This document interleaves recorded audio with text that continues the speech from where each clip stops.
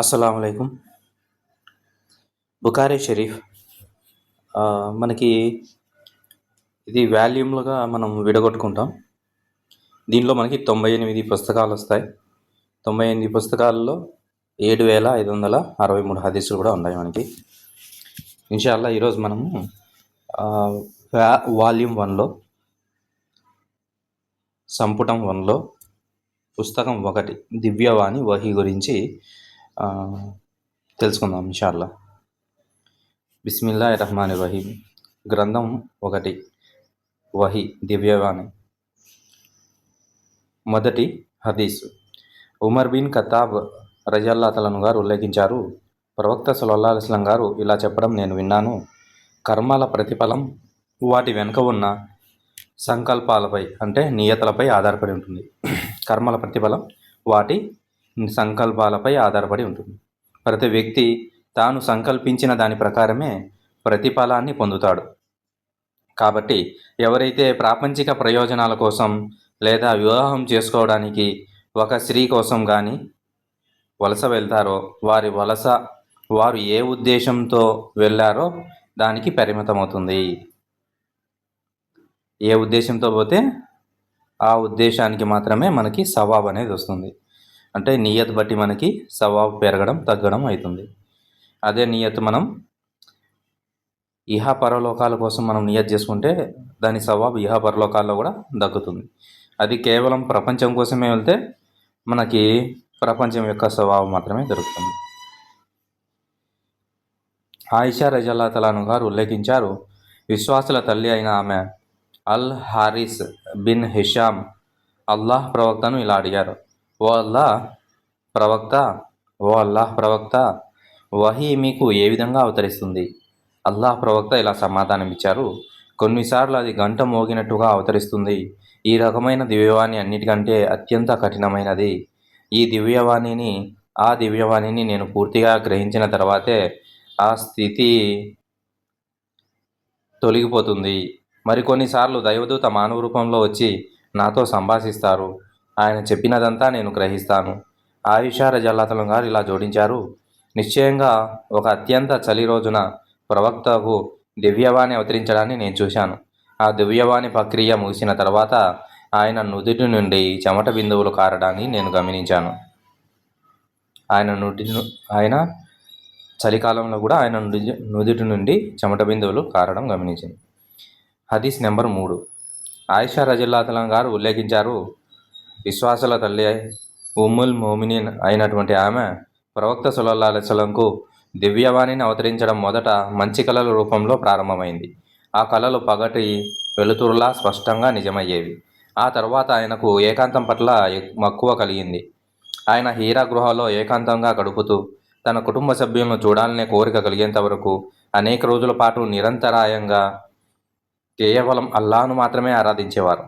ఆ ఏకాంత వాసానికి సరిపడా ఆహార సామాగ్రిని తనతో పాటే తీసుకెళ్లేవారు. ఆ ఆహారం అయిపోయిన తర్వాత మళ్ళీ ఆహారం తీసుకురావడానికి తన భార్య ఖదీజా రజియల్లాహు అన్హా గారి వద్దకు తిరిగి వచ్చేవారు. ఈ విధంగా జరుగుతుండగా ఒకనాడు ఆయన హీరా గృహలో ఉన్నప్పుడు అకస్మాత్తుగా దివ్యవాణి ఆయనపై అవతరించింది. దేవదూత ఆయన వద్దకు వచ్చి చదవమని ఆదేశించారు. ప్రవక్త ఇలా బదులిచ్చారు, నాకు చదవడం రాదు.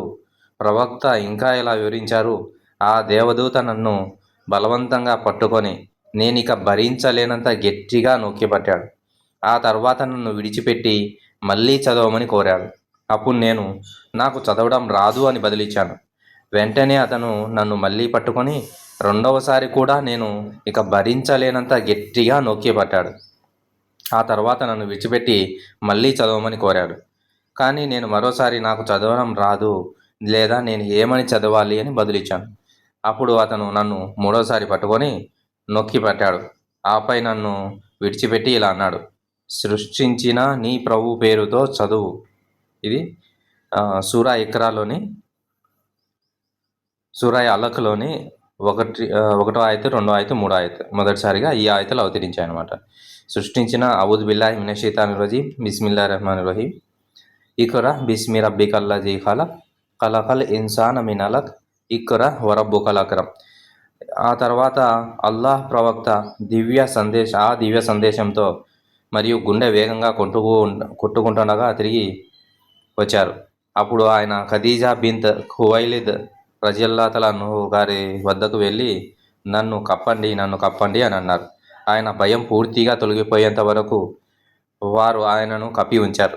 ఆ తర్వాత జరిగిందంతా ఆమెకు వివరించి నాకు ఏదో జరిగిపోతుందేమోనని నేను భయపడుతున్నాను అని అన్నారు. దానికి ఖదీజా రజియల్లాహు అన్హా గారు ఇలా బదిలిచ్చారు: అసంభవం, అల్లాహ్ సాక్షిగా అల్లాహ్ నిన్ను ఎప్పటికీ అవమానపరచడు. మీరు మీ బంధువులతో సత్సంబంధాలను కొనసాగిస్తారు, పేదలకు నిరక్షరాస్యులకు సహాయం చేస్తారు, మీ అతిథులకు ఉదారంగా ఆతిథ్యం ఇస్తారు మరియు ఆపదల్లో చిక్కుకున్న అర్హులైన వారికి అండగా నిలుస్తారు.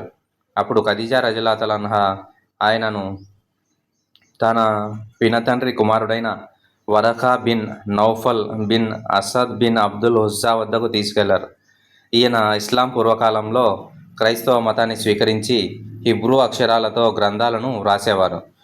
అల్లాహ్ ఎంత కోరుకుంటే అంతవరకు ఆయన సువార్త నుండి హిబ్రూ భాషలో రాసేవారు. ఆయన వృద్ధాప్యంలో ఉండి తన కంటి చూపును కోల్పోయారు.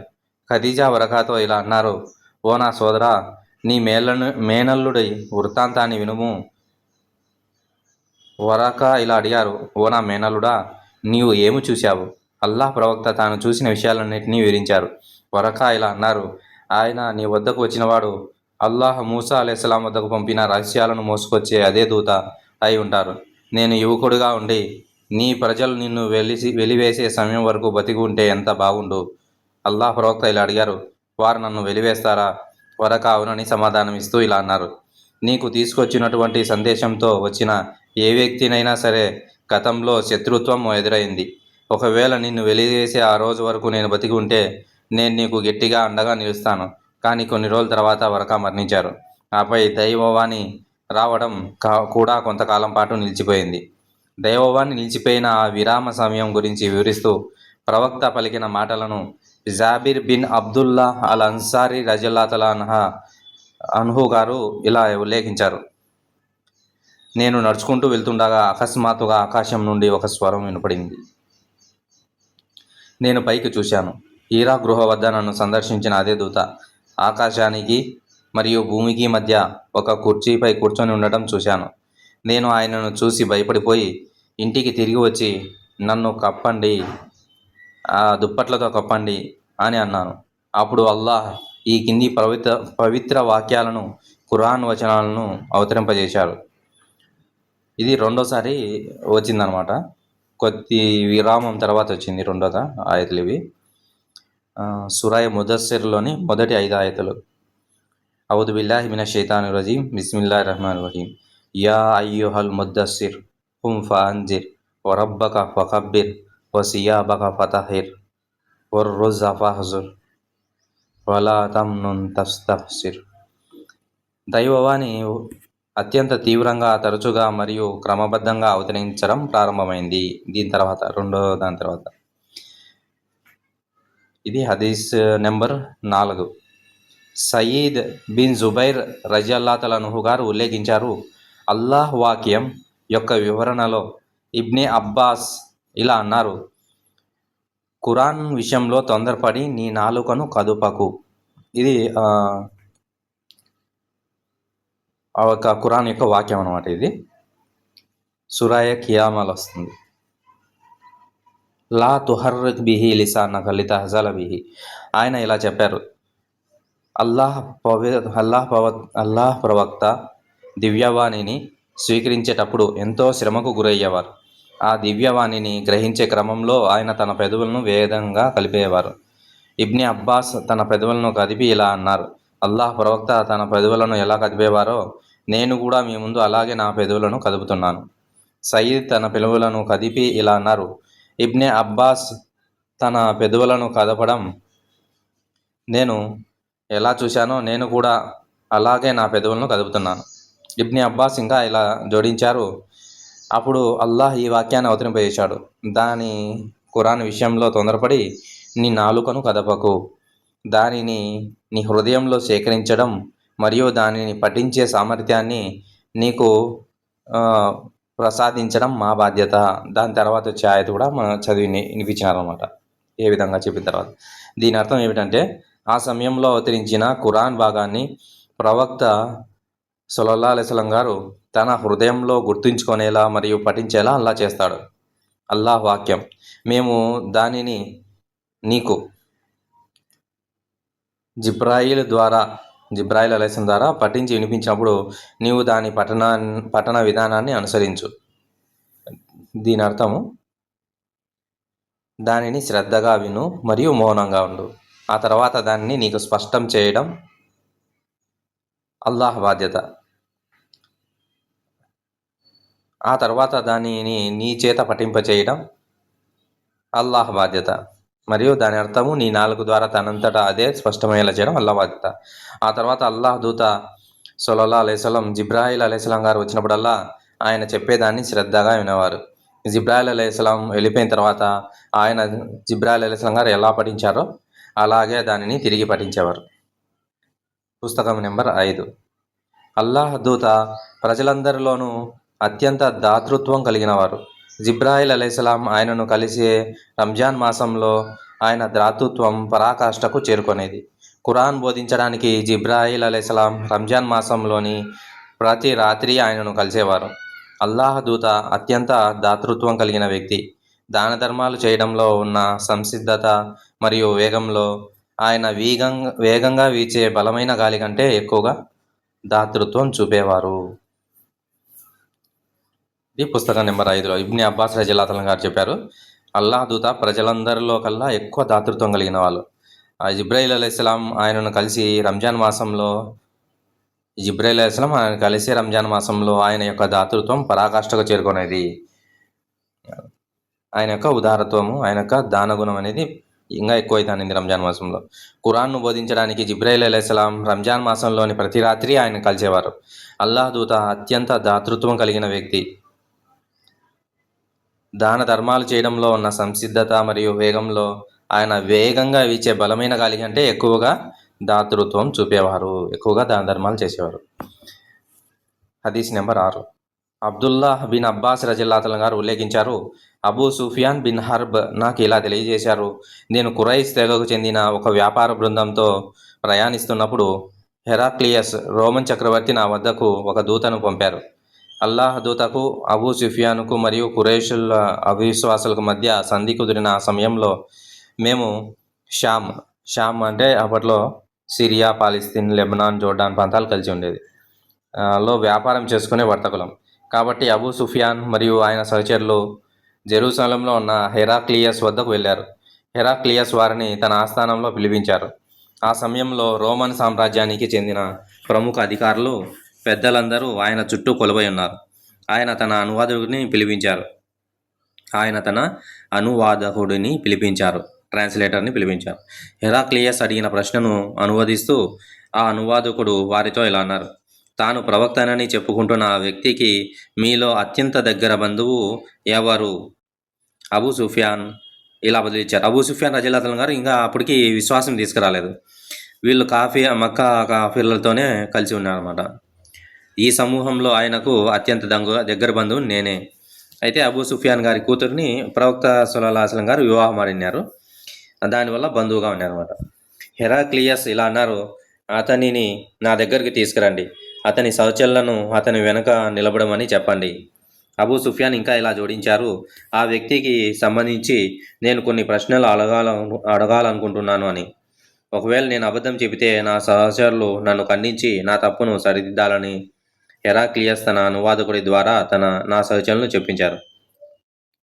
అబూ సుఫియాన్ ఇలా జోడించారు, అల్లాహ్ సాక్షిగా నా సహచరులు నన్ను అసత్యవాదిగా ముద్ర వేస్తారేమోనని నాకు భయం లేకపోయి ఉంటే నేను ఆ ప్రవక్త గురించి ఈ సత్యాన్ని పలికేవాడిని కాదు. ఆయన నన్ను ఆ ప్రవక్త గురించి అడిగిన మొదటి ప్రశ్న ఇదే, మీలో ఆయన కుటుంబ హోదా ఎటువంటిది? నేను ఇలా బదిలిచ్చాను, మాలో ఆయన ఒక మంచి ఘనమైన కుటుంబానికి చెందినవారు. హెరాక్లియస్ ఇంకా ఇలా అడిగారు, ఆయనకు ముందు మీలో ఎవరైనా ఇదే విధమైన దావాను ఎప్పుడైనా చేశారా? దానికి బదులుగా లేదు అని చెప్పినాడు. ఆయన ఇలా అన్నారు, ఆయన పూర్వీకులలో ఎవరైనా రాజుగా ఉన్నారా? దానికి బదులుగా అబూ సుఫియాను గారు లేదు అని చెప్పినారు. హెరాక్లియస్ ఇలా అడిగారు, ఆయనను అనుసరించేది ఉన్నత వర్గాల వారా లేక పేదవాళ్ళ? నేను ఇలా బదిలిచ్చాను, ఆయనను అనుసరించేది పేదవాళ్ళే. అప్పుడు ఆయన ఇలా అన్నాడు, ఆయన అనుచరుల సంఖ్య రోజు రోజుకి పెరుగుతోందా లేక తగ్గుతోందా? దానికి బదులుగా అది పెరుగుతోంది. ఆ తర్వాత ఆయన ఇలా అడిగారు, ఆయన మతాన్ని స్వీకరించిన వారిలో ఎవరైనా అసంతృప్తి చెంది ఆ తర్వాత మతాన్ని వదిలివేసిన వారు ఉన్నారా? నేను ఇలా బదిలిచ్చాను, లేదు. అబూ సుఫియాన్ గారు లేదు అని బదిలిచ్చాను. హెరాక్లియస్ ఇలా అన్నారు, ఆయన తన వాదాన్ని వినిపించడానికి ముందు ఆయన అబద్ధాలు చెబుతారని మీరు ఎప్పుడైనా నిందించారా? దానికి బదులుగా లేదు అని సమాధానం ఇచ్చింది. ఆయన తన వాగ్దానాలను ఎప్పుడైనా ఉల్లంఘించారా? దానికి బదులుగా లేదు, ప్రస్తుతం మేము ఆయనతో సంధి కుదుర్చుకొని ఉన్నాము. అయితే ఈ సంధి కాలంలో ఆయన ఏం చేస్తారో మాకు తెలియదు. ఆ ఒక్క విషయం తప్ప ఆయనకు వ్యతిరేకంగా చెప్పడానికి మాకు వేరే ఏ అవకాశమూ దొరకలేదు. హెరాక్లియస్ ఇలా అడిగారు, మీరు ఎప్పుడైనా ఆయనతో యుద్ధం చేశారా? దీనికి బదులు ఇచ్చాము, అవును అని బదులు వచ్చింది. ఆ యుద్ధాల ఫలితం ఎలా ఉంది? నేను దానికి బదులుగా కొన్నిసార్లు ఆయన గెలిచారు, మరికొన్నిసార్లు మేము గెలిచాము. హెరాక్లియస్ ఇలా అన్నారు, ఆయన మిమ్మల్ని ఏం చేయమని ఆజ్ఞాపిస్తారు? దానికి బదులుగా ఇలా చెప్పాను, ఆయన మమ్మల్ని అల్లాహ్ను ఆరాధించమని, ఆయనతో పాటు మరే ఇతర వస్తువును ఆరాధించకూడదని, మా పూర్వీకులు చెప్పిన వాటన్నిటినీ వదిలేయమని చెబుతారు. ఆయన మమ్మల్ని నమాజు చేయమని, సత్యమే పలకమని, పవిత్రత పాటించమని మరియు మా బంధుమిత్రులతో సత్సంబంధాలు కలిగి ఉండమని ఆజ్ఞాపిస్తారు. హెరాక్లియస్ తన అనువాదకుడి ద్వారా నాకు ఈ క్రింది విషయాలను తెలియజేశాడు. నేను నిన్ను ఆయన వంశం గురించి అడిగాను. దానికి నువ్వు ఆయన చాలా ఉన్నతమైన వంశానికి చెందినవాడవు అని బదులిచ్చావు. వాస్తవానికి ప్రవక్తలందరూ తమ తమ ప్రజలలోని ఉన్నత వంశాల నుండే వస్తారు. మీలో మరెవరైనా ఇంతకుముందు ఇలాంటి వాదన చేశారా అని నేను నిన్ను ప్రశ్నించాను. దానికి నువ్వు లేదు అని బదిలిచ్చావు. ఒకవేళ నీ సమాధానం అవును అయి ఉంటే ఆ వ్యక్తి అంతకుముందు వాదన చేసిన వ్యక్తిని అనుసరిస్తున్నాడని నేను భావించి ఉండేవాడిని. ఆ తర్వాత ఆయన పూర్వీకులలో ఎవరైనా రాజుగా ఉన్నారా అని నేను అడిగాను. దీనికి సమాధానం ప్రతికూలంగా ఉంది. ఒకవేళ అది సానుకూలంగా ఉంటే ఆ వ్యక్తి తన పూర్వీకుల రాజ్యాన్ని తిరిగి పొందాలని కోరుకుంటున్నాడని నేను భావించి ఉండేవాటిని. ఆయన ఆ మాటలు పలకముందు ఎప్పుడైనా అబద్ధాలు చెప్పినట్టు ఆయనపై ఆరోపణలు వచ్చాయా అని నేను మిమ్మల్ని మరింతగా ప్రశ్నించాను. దానికి మీ సమాధానం మళ్ళీ ప్రతికూలంగానే ఇచ్చింది. ఇతర విషయంలోనే అబద్ధం చెప్పని ఒక వ్యక్తి అల్లా విషయంలో మాత్రం ఎలా అబద్ధాలు చెప్పగలడని నేను ఆశ్చర్యపోయాను. ఆ తర్వాత ధనవంతులు ఆయనను అనుసరించారా లేక పేదవారు అనుసరించారా అని నేను మిమ్మల్ని అడిగాను. పేదవారే ఆయనను అనుసరించారని మీరు బదిలిచ్చారు. వాస్తవానికి ప్రవక్తలందరినీ అనుసరించింది ఇదే వర్గానికి చెందిన ప్రజలు. అటుపై ఆయన అనుచరుల సంఖ్య పెరుగుతోందా లేక తగ్గుతోందా అని నేను మిమ్మల్ని ప్రశ్నించాను. ఆ సంఖ్య పెరుగుతోందని మీరు సమాధానమిచ్చారు. నిజానికి పరిపూర్ణతను పొందేంత వరకు సత్య విశ్వాసం పయనించే మార్గం ఇదే. ఆయన మతాన్ని స్వీకరించిన తర్వాత దానిపై అసంతృప్తి చెంది దాన్ని విడిచిపెట్టిన వారు ఎవరైనా ఉన్నారా అని నేను మిమ్మల్ని ఇంకా అడిగాను. దానికి మీరు లేదు అని జవాబిచ్చారు. నిజానికి దాని ఆనంద హృదయాల్లో ప్రవేశించి వాటిలో పూర్తిగా కలిసిపోయినప్పుడే అది నిజమైన విశ్వాసానికి చిహ్నం. ఆయన ఎప్పుడైనా ద్రోహం చేశారా అని నేను మిమ్మల్ని అడిగాను. దానికి మీరు లేదు అని జవాబిచ్చారు. అలాగే ప్రవక్తలు కూడా ఎన్నడూ ద్రోహం చేయరు. అప్పుడు నేను ఆయన మిమ్మల్ని ఏమేమి చేయమని ఆజ్ఞాపించారు అని అడిగాను. దానికి మీరు ఆయన మిమ్మల్ని అల్లాహ్ను మాత్రమే ఆరాధించమని, ఆయనతో పాటే మరే వస్తువును ఆరాధించవద్దని ఆజ్ఞాపించారని, విగ్రహాలను పూజించడాన్ని నిషేధించారని మరియు ప్రార్థించమని, సత్యం పలకమని, పతివ్రతంగా ఉండమని ఆజ్ఞాపించారని జవాబిచ్చారు. మీరు చెప్పిందే నిజమైతే అతను అతి త్వరలో నా పాదాల కింద ఉన్న ఈ స్థలాన్ని ఆక్రమిస్తాడు. అతను ప్రత్యక్షమవుతాడని నాకు లేఖనాల ద్వారా తెలుసు. కానీ అతను మీ నుండి వస్తాడని నాకు తెలియదు. నేను అతన్ని ఖచ్చితంగా చేరుకోగలిగితే వెంటనే అతన్ని కలవడానికి వెళ్తాను. నేను అతనితో ఉంటే తప్పకుండా అతని పాదాలు కడుగుతాను. ఆ తర్వాత హెరాక్లియస్ అల్లాహ్ ప్రవక్త రాసిన లేఖను అడిగాడు. ఆ లేఖను దిహ్యా బుస్రా గవర్నర్కు అందజేయగా అతను దానిని చదవమని హెరాక్లియస్కు పంపాడు. ఆ లేఖలలోని విషయాలు ఈ విధంగా ఉన్నాయి. అత్యంత దయామయుడు, కరుణామయుడు అయిన అల్లాహ్ నామంతో అల్లాహ్ దాసుడు మరియు ఆయన ప్రవక్త అయిన ముహమ్మద్ సల్లల్లాహు అలైహి వసల్లం నుండి బైజాంటిన్ పాలకుడైన హెరాక్లియస్కు సన్మార్గం అనుసరించే వారిపై శాంతి వర్షించుగాక. అంతేకాకుండా నేను మిమ్మల్ని ఇస్లాం వైపు ఆహ్వానిస్తున్నాను. మీరు ముస్లింలుగా మారితే సురక్షితంగా ఉంటారు మరియు అల్లాహ్ మీ ప్రతిఫలాన్ని రెట్టింపు చేస్తాడు. ఒకవేళ మీరు ఇస్లాం ఆహ్వానాన్ని తిరస్కరిస్తే మీ అరిసియన్ సామాన్య ప్రజలను, రైతులను తప్పుదోవ పట్టించడం ద్వారా మీరు పాపం చేసిన వారవుతారు. మరియు నేను మీకు అల్లాహ్ వాక్యాన్ని వినిపిస్తున్నాను. సూరాయే ఆల ఇమ్రాన్లో 64వ ఆయత్ ఇది.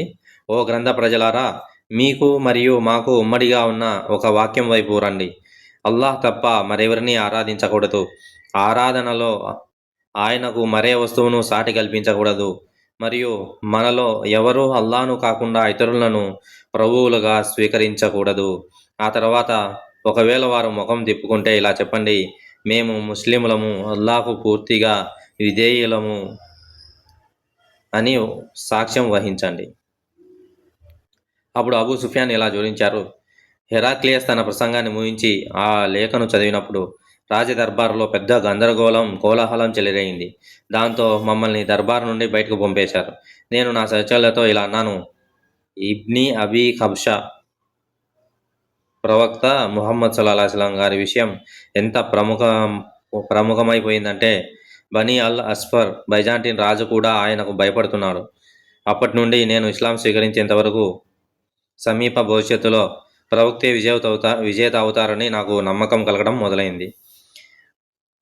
ఉపకథకుడు ఇలా జోడించారు: ఇబ్న్ అన్ నాతుర్ ఇలియా అనే అతను జెరూసలం గవర్నర్గా ఉండేవారు మరియు హిరాక్లియస్ సిరియా ప్రాంత క్రైస్తవుల అధిపతిగా ఉండేవారు. ఇబ్న్ అన్నాతుర్ ఇలా వివరిస్తారు: ఒకసారి హెరాక్లియస్ జెరూసలం సందర్శనకు వెళ్ళినప్పుడు ఒక ఉదయం ఆయన చాలా విచారకరమైన మన స్థితిలో నిద్రలేచారు. ఆయన పూజారులలో కొందరు ఆయన ఈ విధంగా ఎందుకున్నారని ప్రశ్నించారు. హెరాక్లియస్ ఒక భవిష్యత్ వాణి చెప్పేవారు మరియు జ్యోతిష్కుడుగా. అతను ఇలా బదిలిచ్చాడు: రాత్రి వేళ నేను నక్షత్రాలను వీక్షించినప్పుడు సున్నతి ఆచరించే వారి నాయకుడు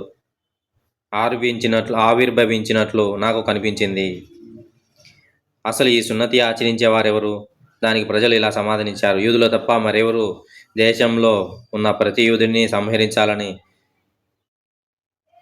మీరు కేవలం యూదులు తప్ప మరెవరూ సున్నతిని ఆచరించరు. కాబట్టి మీరు వారిని చూసి భయపడాల్సిన పని లేదు. దేశంలో ఉన్న ప్రతి యూదుడిని సంహరించాలని మీరు కేవలం ఆజ్ఞలు జారీ చేయండి. వారు ఈ విషయంపై చర్చిస్తుండగా అల్లాహ్ ప్రవక్తకు సంబంధించిన వార్తను హెరాక్లియస్ తెలియజేయడానికి గస్సాన్ రాజు పంపిన ఒక దూతను లోపలికి తీసుకొచ్చారు. ఆ వార్తను విన్న వెంటనే హెరాక్లియస్ అక్కడున్న ప్రజలకు ఇలా ఆజ్ఞాపించాడు. ఆ వార్త విన్న తర్వాత అతను గస్సాన్ దూతకు సున్నతి జరిగిందో లేదో వెళ్ళి చూడమని ప్రజలను ఆదేశించారు. ప్రజలు అతన్ని చూసిన తర్వాత అతను సున్నతి జరిగిందని హెరాక్లియస్కు చెప్పారు. అప్పుడు హెరాక్లియస్ అతన్ని అరబ్బుల గురించి అడిగాడు. అరబ్బులు కూడా సున్నతి ఆచరిస్తారు అని జవాబిచ్చాడు. అది విన్న తర్వాత అరబ్బుల సార్వభౌమాధికారం ఆవిర్భవించింది అని హెరాక్లియస్ వ్యాఖ్యానించాడు. అప్పుడు హెరాక్లియస్ జ్ఞానంలో తనతో సమానమైన రోమ్లోని తన స్నేహితునికి ఒక లేఖ రాశారు. తర్వాత హెరాక్లియస్ హోమ్స్కు బయలుదేరారు. సిరియా పట్టణం నుండి తన స్నేహితుని నుండి తన లేఖకు జవాబు ఇచ్చే వరకు అక్కడే ఉన్నారు.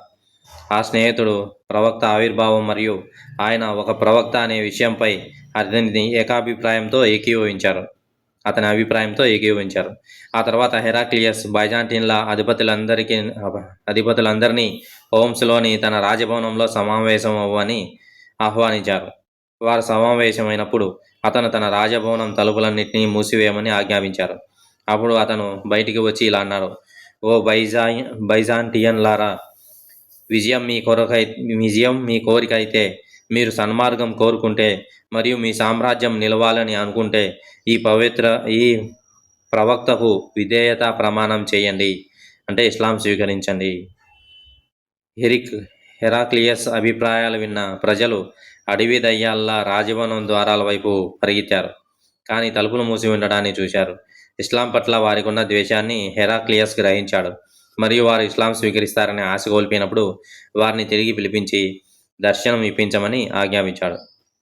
వారు తిరిగి వచ్చినప్పుడు అతను ఇలా అన్నాడు: ఇప్పటికే చెప్పింది కేవలం మీ ధైర్యాన్ని పరీక్షించడానికే. దృఢ విశ్వాసం మరియు నేను దానిని చూశాను. ప్రజలు అతన్ని ముందు సాష్టాంగ నమస్కారం చేసి అతనితో సంతోషించారు మరియు అతని విశ్వాసానికి సంబంధించి హెరాక్లియస్ కథ దీంతో ముగిసింది. దీంతో పుస్తకం 1 వహీ గురించి సంబంధించిన పుస్తకం అయిపోయింది. నెక్స్ట్ వీడియోలో పుస్తకం నెంబర్ 2 విశ్వాసం గురించి తెలుసుకుందాం ఇన్షాల్లా. అస్సలాము అలైకుం.